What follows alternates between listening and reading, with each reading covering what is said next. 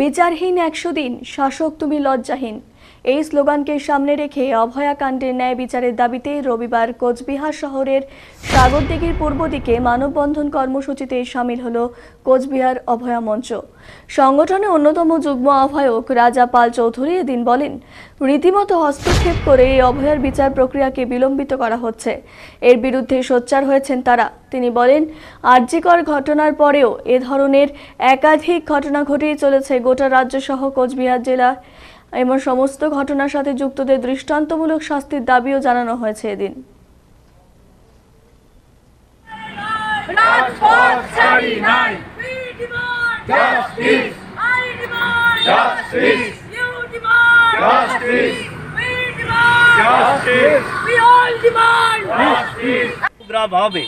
আজকে আপনার রাজারহাটে গত 13 তারিখে একটা কনভেনশনের মাধ্যমে তৈরি হয়েছিল। এটাই প্রথম কর্মসূচি।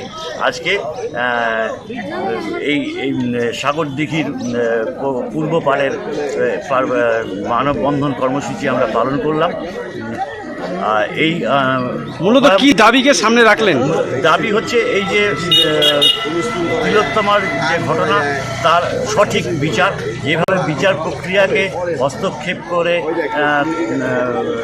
বিকৃত করা হচ্ছে এবং দিনের পর দিন পিছিয়ে যাওয়া হচ্ছে, তার বিরুদ্ধে যাতে সঠিক বিচার যাতে অভয়ের মা বাবা পান, সে দেশের মানুষ যাতে পান, তার দাবি। এবং তার সাথে সাথে এই রকম ঘটনা, তাই ওই আরজিকর কাণ্ডের পরে প্রায় প্রতিদিনই একটা দুটো করে বিভিন্ন আমাদের রাজ্যে বিভিন্ন জায়গায়, আমাদের জেলাসহ বিভিন্ন ক্ষেত্রে দেখা যাচ্ছে একই রকমের ঘটনা ঘটছে।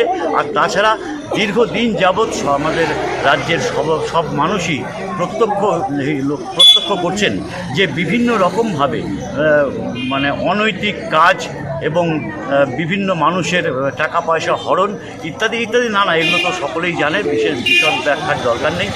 এই সমস্ত বিষয়গুলোর বিরুদ্ধেই আমাদের লড়াই। এবং মূলত আজকের এই লড়াইটা মূলত যেহেতু অভয়া আজকে এখনও বিচার পায়নি, তার বিরুদ্ধে, তার সাথে সাথে পরবর্তীকালে অন্য যে সমস্ত কলুষগুলো সমাজে জমেছে তার বিরুদ্ধে আমরা লড়ব।